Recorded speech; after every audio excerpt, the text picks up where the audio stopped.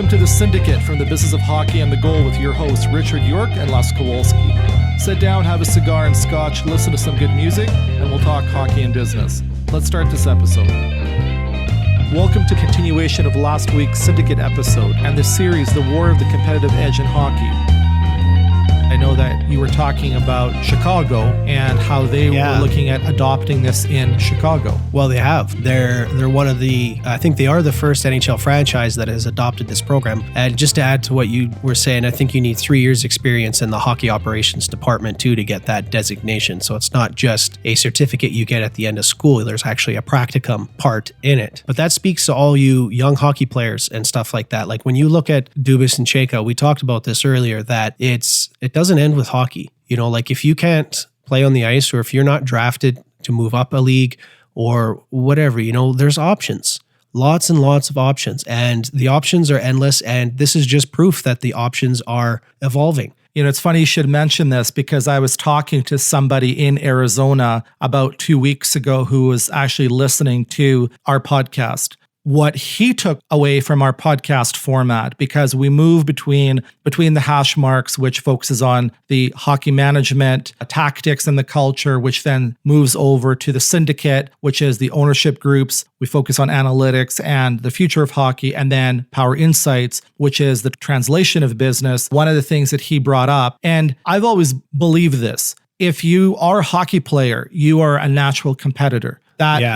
That's just a given. Not everyone who is in hockey is going to get drafted. And so there becomes this major, major disconnect between the people that are playing hockey who then try to move out of hockey to do something, and there's this disconnect of knowledge. And I think from my perspective, if you can bridge entrepreneurship between even a hockey player, junior hockey, and connect with that foundation, you're basically transitioning that competitiveness from hockey into the entrepreneurship side. And that's one of the things I talked to this fellow from Arizona about, is that he was saying that there are parents are so deeply involved with their kids there. And when in the States, they do a lot of research when they're going into colleges or universities. You know, they're asking the question, what is going to help my kid out? What are you going to teach my kid? How is this going to benefit my kid? How is my kid going to be able to be successful when he goes out or she goes out into the real world? How is that going to happen? And so he brought up that the podcast format, that what we're doing, that it's interesting because as a parent, if you have someone who is a kid that you have who's in hockey and they may not be drafted, you want to be able to give them as many skills as possible. And so when you look at Brian Burke and what he's done with the Institute and what he's done with Athabasca, when we started, and I think that's important to understand something here, when we started this podcast and this entire format, we didn't know that the MBA with Athabasca even existed. Yeah. We did this on our own. This was our own structure. There is a lot of elements in this podcast format and what we're doing in our roadmap, how it actually is synergistic. They're doing it at Athabasca. It's just in a slightly different medium and how we're providing the information.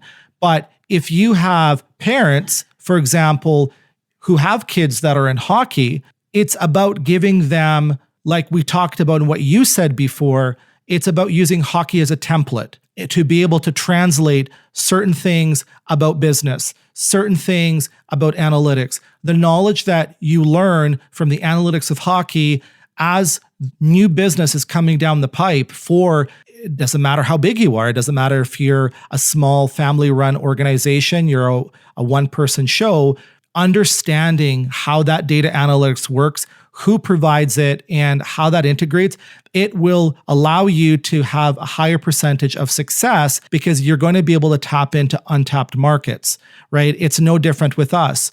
You know, we're located in one particular market, but there are people that are from the United States. There's people from Finland. There's people from Sweden. There's people from New Zealand. There's people from Germany that listen to this podcast. And so you want to be able to tap into that digital side to give you that foundation. And I'm really hoping that what we're doing with this podcast format, those individuals and parents who have kids in hockey provide the opportunity to listen to the business side of what we're talking about and how it actually interlinks to things, for example, what Brian Burke is doing and the Institute on that institutional side. And just to be clear, we don't give out designations. We don't give out certificates. We don't give out diplomas. What we are teaching you is to educate you on options that you do have to further your own career. Absolutely. We're just trying to get you in touch and show you and teach you just a small sample of this. We scratch the surface and we're just trying to inform you, you have options. There's lots of really good options. And as the analytics, especially department in every league continues to progress, you don't have to do it for hockey. You can do it for NFL. So if you pursue the data processing, you can work in any big industry in the world, any small industry in the world too. Yeah, and Dubas and Chayka are perfect examples. They both had problems with I think it was their backs, did you not say? I think Dubas was concussions and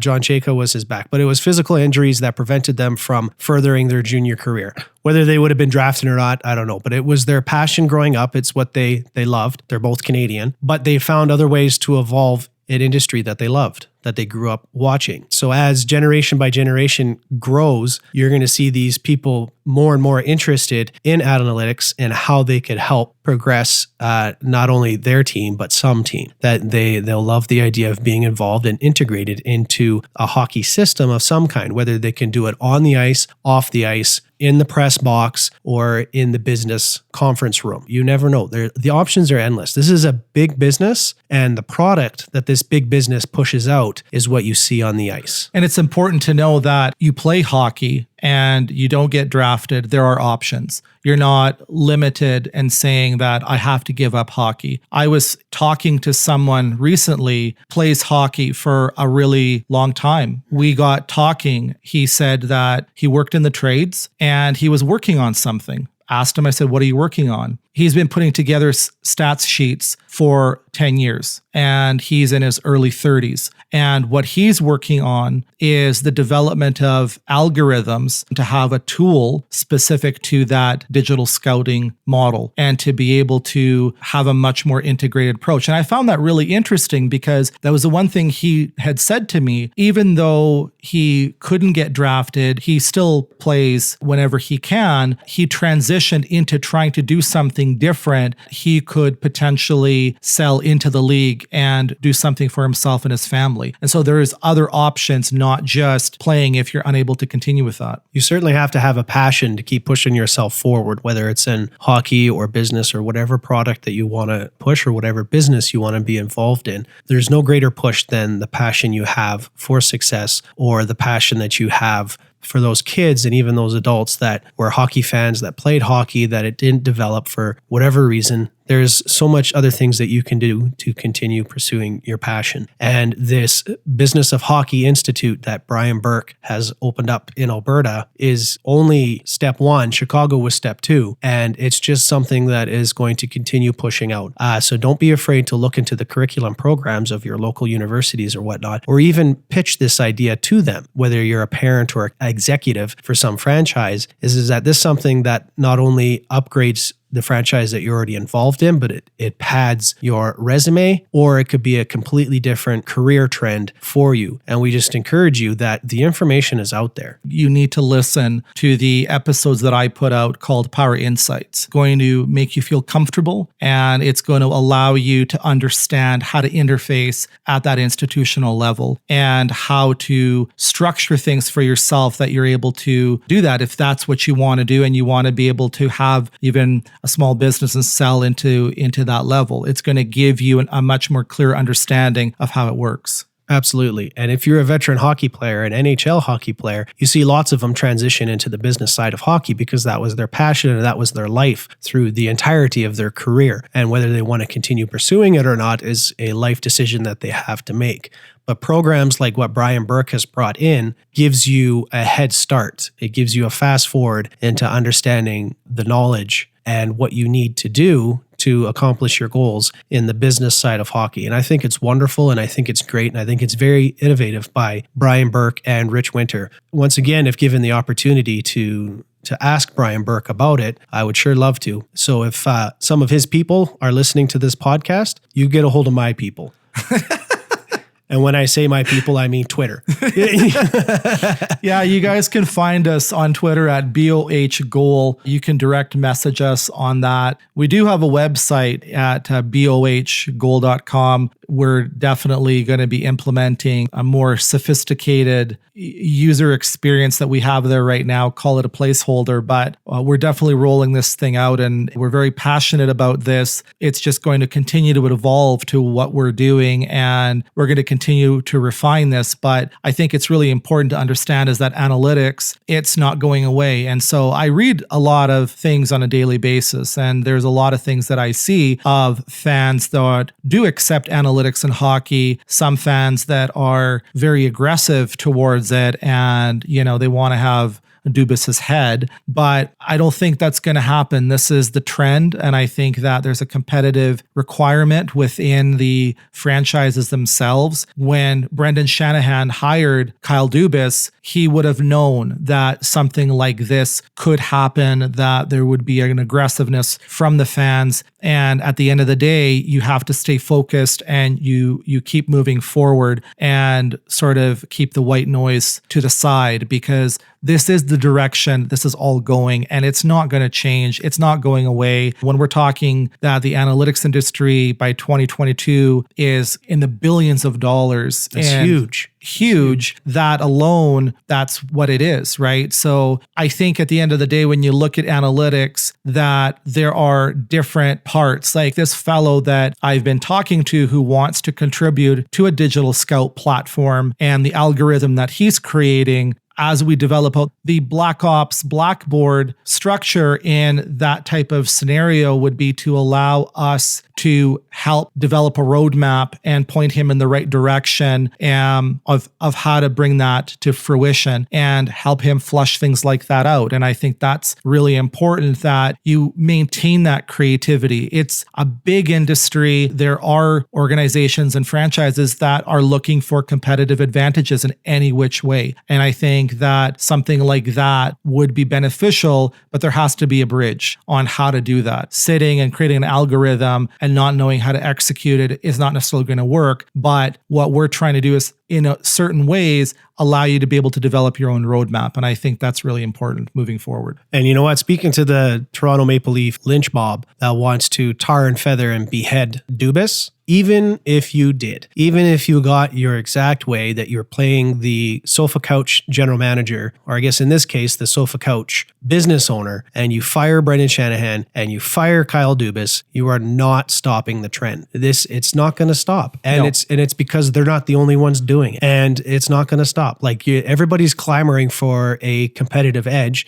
Brendan Shanahan, in his interview process with Kyle Dubas, determined that Kyle Dubas was the way to go to break the ice in this analytical development. And it's done. The ice is broken. There is no putting the jack in the box back in the box. It's out and it's open. And I'm not saying that's directly because of Kyle Dubas, but he was certainly a contributing factor, and it's not going to stop. Stop tarring him. Stop feathering him. He's your general manager. And you know what? If he was fired tomorrow, it's not going to stop it. Kyle Dubas in the role of general manager, you have John Chayka in the role of general manager, and you have Megan Chayka that is moving and progressing this forward either through her own conference discussions and things along those lines. Everyone's moving in the same direction. This is not going to stop just because you have a certain group of fans who sit there and say, we don't want anything to do with this. We want to go back to the old way. That's never going to happen. Yeah, there is no old way. There is no old way. It's not going to happen. It's not going back. The genie is not going back in the bottle. Yeah. And just because someone doesn't understand it, one of the things that I found that was absolutely remarkable, if you want to know where we are as a society today, a lot of people are unclear on how far we as a society have come. For me, where it was the most jaw-dropping is I remember when SpaceX had launched their rockets to test the the self-landing mechanisms. Now listen, everybody remembers the space shuttles from NASA. Everybody understands that it's basically a plane, goes off, orbits the Earth, comes back down, lands like a plane. But no one had thought about taking a rocket, making it reusable, let alone putting in a mechanism where that rocket would self-land itself. And I think that when that happened, to be able to see that, and you go back to how much money NASA has, how brilliant the scientists are at NASA, and nobody even entertained this and said this is not possible until you had a fellow who was a billionaire who sold off his part, I think it was in PayPal. He, from Silicon Valley, said, I'm going to create a rocket company. I'm going to create an electric car company, but I'm going to create a rocket company. And so you know what he did? That test, which was the very first public test of the self-landing mechanism, because he owns Tesla, he launched his personal roadster out into space to go past Mars and beyond in the first rocket. That same rocket landed with its sister rocket, and it was the most incredible thing I had ever seen. And so in a quantitative way, that is how far we have gone with technology and progression. And you cannot say to me that that type of progressiveness is not going to come into sports, and it's not going to come into things in the form of analytics. Just because you don't understand how a rocket goes into space, just because you don't understand how they landed on the moon, just because you don't know how they launched a car into space, doesn't mean that there isn't value to it. Go Cybertruck. Go Cybertruck. Right. And everything about the Cybertruck speaks to exactly what you're saying. It's how many people looked at that and went like, ew, right? But I love it. I love it. And, because you look at it and you look at the advancements it has. Tesla is certainly groundbreaking. And if you boil it back down to sporting franchises and stuff, it's this analytics that is what's groundbreaking. And the technology used to collect data for analytic processing is what's advancing. So, when you talk about robotics or software engineering or AI, all of that connects into GPS sensors used on the shoulder pads for hockey players, or little antenna cameras up in the rafters, and radar detection or electronic vests that you slap onto your hockey player when he takes a slap shot, so you can determine the force used in his hips to determine injuries that occurred or may occur, or how you properly rehabilitate them on the digital athlete platform. So all of this is a means to further pursue the industry and technology and revenue, and it's not going to stop. So it's here. You might as well suck it up.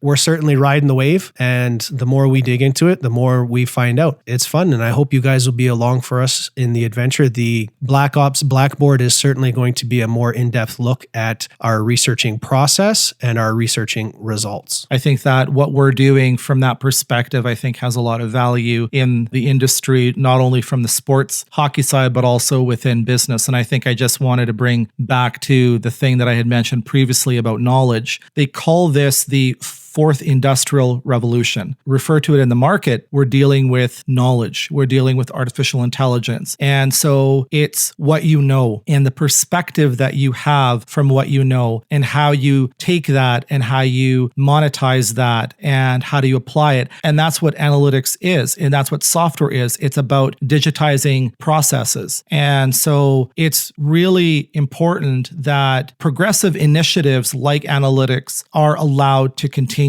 and individuals, regardless if it's Kyle Dubas or if it's Cheka in Arizona, the progressiveness has to continue. You can't default back to the old ways. I know that I've read articles about Tesla. A lot of the car companies looked at Tesla that it was going to implode on itself. Yeah. And these same car companies, these big global companies, they're coming back and they're saying, like Porsche went and took a Tesla and ripped it apart and looked at it. And they came back and said, because they're coming up with a new electric called the Macan, they can't touch it. They're like, we don't understand. And these are German engineers, and they can't make sense of this, of what Tesla is doing. And that's the point, is that when you gain that competitive advantage through knowledge and you're able to apply it, that's why you have the franchises with the Black Ops departments, right? They're not going to tell you what they're doing, right? Everybody wants to have within the departments any competitive edge that they can get their hands on. Yeah. And I stay firm to what I talked about last time about the digital scout and how the Toronto Maple Leafs are going to generate revenue. And I think that that is a template for them. It's going to be a template for other leagues. And I think what you talked about in how you generate revenue through analytics by selling that data, I think it's right on the nail. I think you've got it. I think that's what makes sense. I think that is the future. What the league is putting into the arenas with the cameras and things, I think you're at a point where there's a point of no return. And you're moving into new revenue models. A business is a business. Just because you're a franchise league team like Toronto or Edmonton, it doesn't mean that they can't sell things to each other. Of course they can. They're a business, right? That's what the whole point of a business is. And if, for example, Toronto spends the time to develop a platform with unique characteristics that could be integrated at a coaching level, of course they could sell that. Why wouldn't they sell that? That makes sense. That's the future of how they're going to make money. It's not going to be just merchandise. It's not going to be just through ticket sales. It's not going to be through food. It's not going to just be through what other elements. Well, it's also a means to save a franchise money too. If you think about the revenue profit for selling data packages, if you're trying to sign a free agent, you talked about using it as leverage in contract negotiations, analytics. If you played 7 or 8 seasons for a certain team, that franchise who wants to sign that free agent can go to that team and said, hey, can I have his data package? And you buy that data package, but you can use it as leverage for the contract that you want to sign him to. And then suddenly you've saved your franchise money. And we've talked about how business likes to use business practices to trim the fat, trim the financial fat. So if it's used as a process that you spend a bit of money to save more money, then you're working your business inside of a business suddenly, right? And that's what we're predicting with this analytics. And there's so many third-party individuals that are dealing with this now. It's just, that's where the trend is going. And it's exciting. I look forward to talking about it. The NHL franchises aren't going to reveal their Black Ops departments, but you can access ours. And yes, you can. And as we go through, you can access our Black Ops department. Absolutely. And we're gonna do our best to take a peek under the curtain of their Black Ops, and it'll be interesting to see what our research continues to uncover. And there's going to be some very unconventional methods, like I had mentioned previously.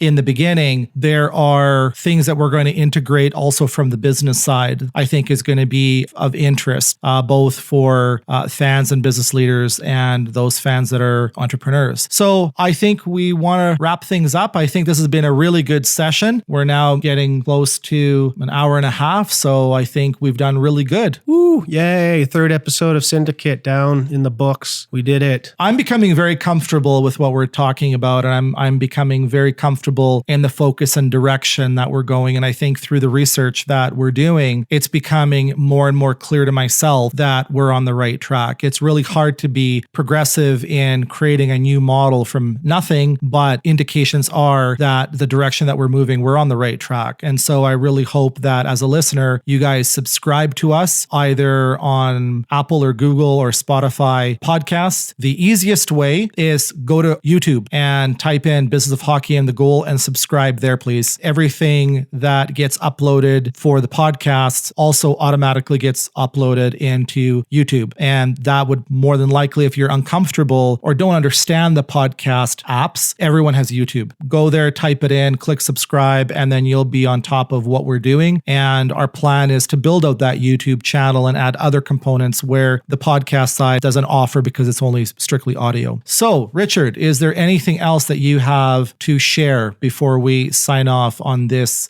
Syndicate episode? No, not overly. I think we covered all the areas that we wanted to talk about, but that we're also going to talk about. And we're just scratching the surface on the institutional side and the education side. I think that's going to be an exciting development as we go through it. Absolutely. And analytics is always going to be exciting as we start digging into that. And the data collecting systems that they're using, the digital scouting, the digital athlete that crosses leagues and sporting franchises. And it's all going to be exciting, and I hope you guys are along with us for the ride. We appreciate the listens and the people that have been with us up to this point, and know that we enjoy doing what we're doing. We have a passion for this, and we really appreciate it. Well, thanks, guys, for listening. We will talk to you guys next week. We'll go from there. It'll be the Calgary Flames between the hash marks. We're going to talk more about the management and culture decisions made in Calgary now that we've broken the ice on the franchise. Have yourself a good day, guys. You take care. See you later.